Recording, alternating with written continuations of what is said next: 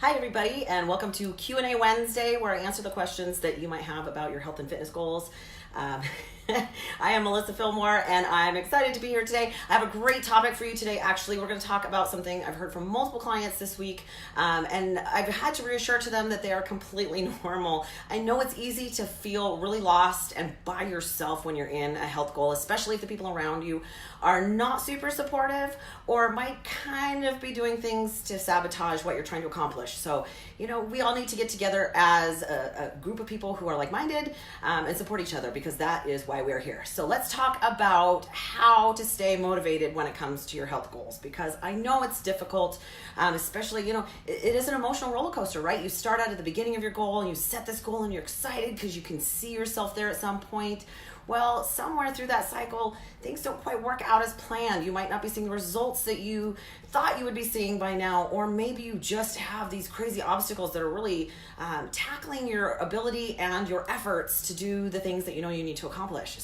But that's normal. That's called real life, you guys. So let me put things into perspective. It used to be way back when I was first starting my health journey that I would watch The Biggest Loser and I would be completely excited and inspired by what I saw.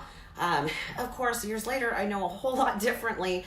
How can they send these people home into a real world experience without real world coping skills and habits and help? Because they're sequestered on set for days at a time, can't talk to each other, they're told exactly what to do. It makes it really difficult when you're by yourself. You have to continuously figure out how to be committed to that goal and dedicated, and what to do when you are tired and frustrated and maybe your world turns upside down for whatever reason. That's called real life. You have to be prepared to deal with it in a real life situation. So let's talk about reasons that you might not be able to stay motivated, and then we'll talk about tips on how to overcome that. So number one, I think one of the things that happens a lot is that we try to change too many things all at once, and it's a real, not just a commitment, but it's a complete schedule change. It's a time commitment. The things that you've been doing for the last 6 months, 12 months, couple of years, even a decade, now all of a sudden you're trying to change that, and it's really tough to do. We talked last week about one of the reasons why it's so hard to reach your health goals is that initially it requires an incredible amount of energy in order to change habits and things that you're already doing, right? So that can be a big one, that time constraints that you might have if you're have a full-time job or a mom. I know how to juggle these things. We all do it as women. It takes two incomes to make it anymore, but that doesn't mean we're off the hook for all the things that are required of us at home. So I get it. The time restraints are huge. And that, again, if you're trying to change that along with multiple things, and it might be that your family schedule doesn't change, right? Part of it is that the kids still got to be somewhere and bills still have to be paid. So on top of everything else, we're adding these new demands of ourselves, and it's really difficult to stick with it. There's also, believe it or not, something called decision fatigue. There is a limit to how many decisions you can make in a day. And if that requires, okay, now I got to figure out what I'm going to eat, and now I got to figure out what time I'm going to the gym.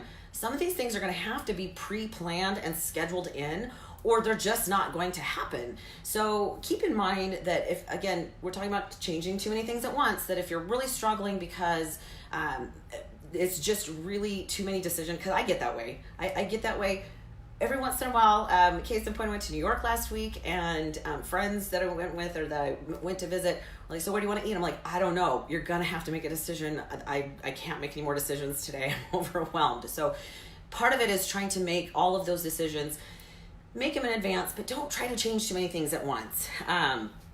Think about how many issues can you realistically deal with at one time.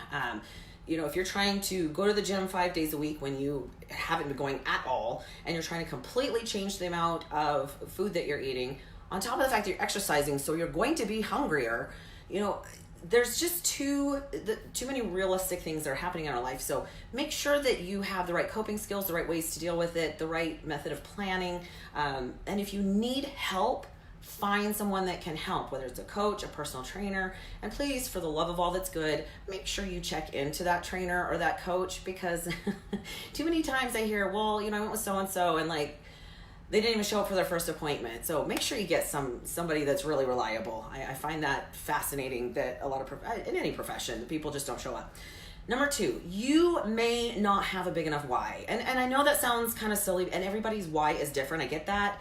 But so, again, I'll use myself as an example. If I'm getting ready for a photo shoot and I really need to stick to something, I'm just not as tight with myself as I am when I am competing, and I don't know why. Like, it's just something about getting on stage, and I don't want to lose because I didn't give it my all. So I have to figure out if my why is big enough to carry me through those times when I'm really struggling. Hi, Brooke. So that might be part of it. I find it really fun when people are like, I might complain, oh my gosh, I don't get pizza right now. And somebody will say, well, so if you want pizza, just eat pizza. I'm like, no, I want to win more than I want that piece of pizza or that glass of wine. So I'll put it off temporarily. I'm not going to say I never have it. I'm just going to put it off temporarily until I have finished my goal. And that makes all the difference. And you've got to be very specific. Your goal has to be big enough that obstacles just don't matter. They don't prevent you from doing that. If you did college and the money could have prevented you, and you found a way through scholarships and grants, and it's kind of the same idea. Whatever it is that you're working for has to be important enough that you're willing to deal with whatever comes that direction. So again, if you're just wanting to be skinny because everybody else is and you want to feel good about yourself, first of all, I recommend you fix your head first, not your body, because the body will follow. But that's just not a good enough reason. I have seen situations where even health scares and even a near-death experience has not changed people's behaviors, which is fascinating. You think that that's the ultimate motivation, but it's not always the right motivation. So it has to mean something to you. And you may need to handwrite those reasons down and read over them daily in order to make sure that you are rehearsed into why that's important. Something I like to do every year is a vision or a goal board. Now mine's a little bit more about other things these days because I've pretty much hit most of my health goals, but it's important to put those things right in front of your face. And if you're not into making a goal poster, if it's a bikini that you're trying to wear before you go to Cancun, hang that up where you can see it. When you go into the fridge because you want a handful of whatever, you see the bikini, maybe that's enough of your why in order to remind yourself why you're trying to get to where you want to go. Now, of course, you know that I believe in lifestyle and that, temporary goals are okay, but they don't motivate you for the long haul. Plus, if you're doing things that are really not good for your health, it's going to backfire on you at some point, and then you're going to be right back where you started plus some, and that's not a good idea either. Number 3, you might need to take a break. If you're really struggling with motivation, you might need a break. Sometimes we just get tired. And if we aren't giving ourselves enough of a rest period, recovery, you might need to take a day off. You might need to take a week off. Even within the strength training part of our workouts, once in a while we have to take what we call a deload, where we give our muscles enough break to recover so that they're sensitive enough in order to respond to the stimulus that we put on them. In other words, when we lift, our muscles actually grow. So everything that we do, sometimes we just need a break. That was my 4 days in New York. I just took a massive break from life, ate whatever I wanted, and came back and just jumped right back in, and it made all the difference. I was able to keep going. And that worked really well for me.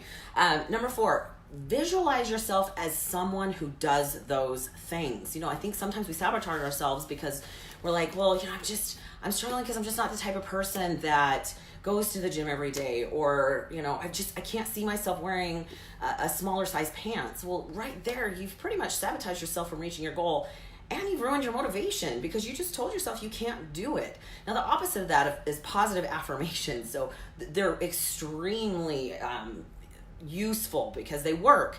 Our brain does not know the difference between real and make-believe, and so when we tell ourselves those things, our minds start to believe us. It's kind of the think about what you think about, you bring about is really, really true. Now, there's 3 rules you have to follow when it comes to positive affirmations. They have to be personal. You can't make them about somebody else. It doesn't work. They have to be positive, right? We need to fix that record that keeps going in our head that's negative playback.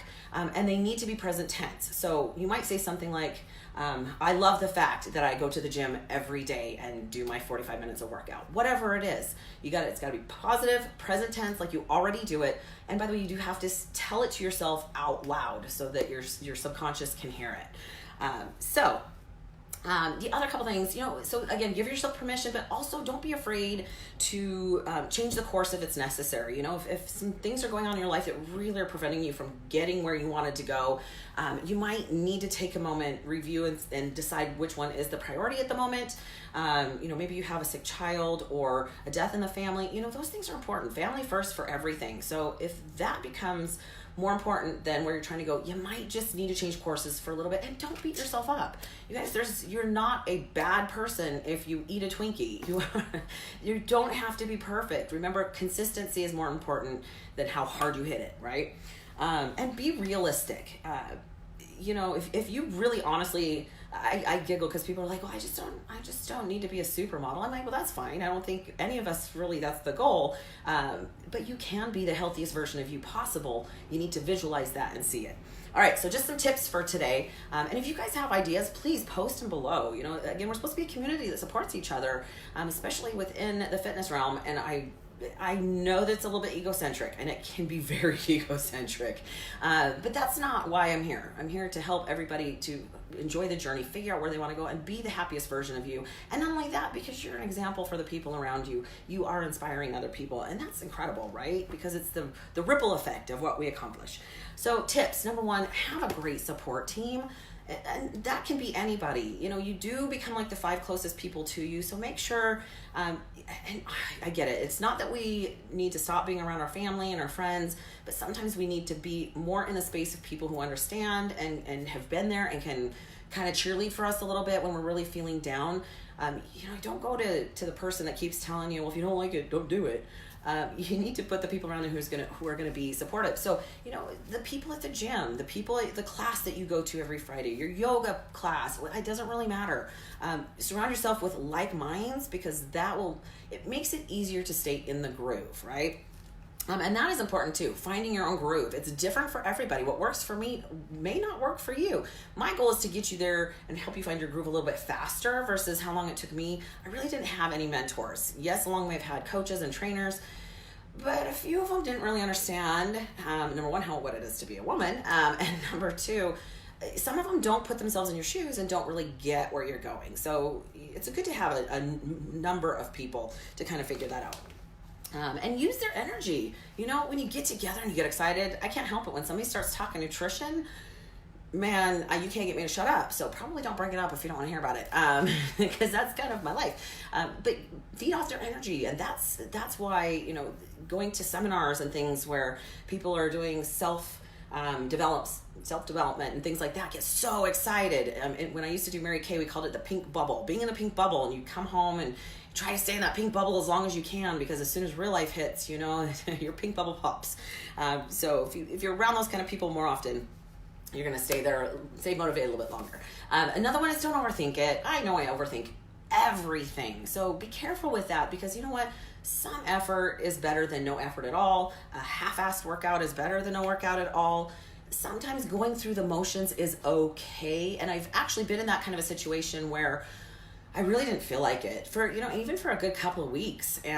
But because I already did it, I didn't feel right if I didn't get to the gym and I didn't eat the way that I was supposed to, which got me through some situations. Not to mention, I knew that even in my off season, if I get too far off track, if I do decide to reach a goal or to shoot for a competition or something, I don't want to have undone everything I've worked for to get there. So sometimes just hitting those minimums that I need to do might take a lot of extra effort, but I know that eventually I'm going to hit the top of that emotional cycle again, and I'll be fine for a while, whether that's to come up with a new goal or to find a new buddy to help you out. Doesn't matter what it is. Sometimes it just takes a little while to find that motivation from a different angle, but meanwhile, use your commitment and your dedication to keep going. They say that I think the meme is something about that, dedication is doing the things it takes long after the motivation has left you, right? Long after that feeling has left you. So sometimes it's just about being consistent long enough that you don't feel right if you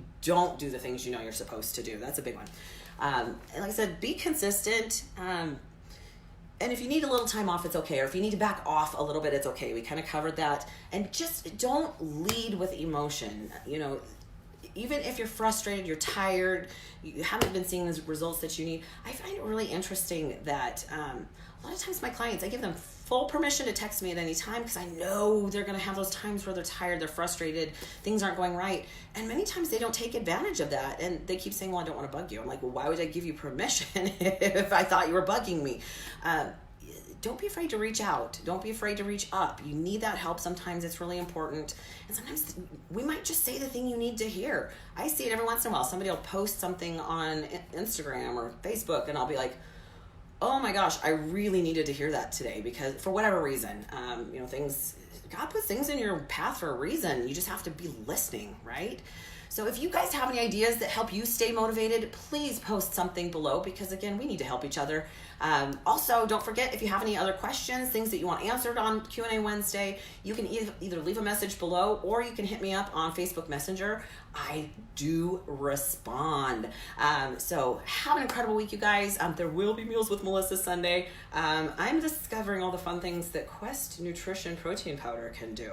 Apparently it bakes really well. So we're gonna play with that a little bit. The one I did last Sunday, I highly recommend that you check it out. I finally had to tell my husband, you gotta take these out of the house. They were low carb, cream cheese, chocolate cookies, and they were going to become a problem if I didn't have them out of the house. So have an incredible night, you guys. That is Q&A Wednesday, and until next week, we'll see you soon. Oh, and thanks, Billy. I appreciate that. Bye-bye now.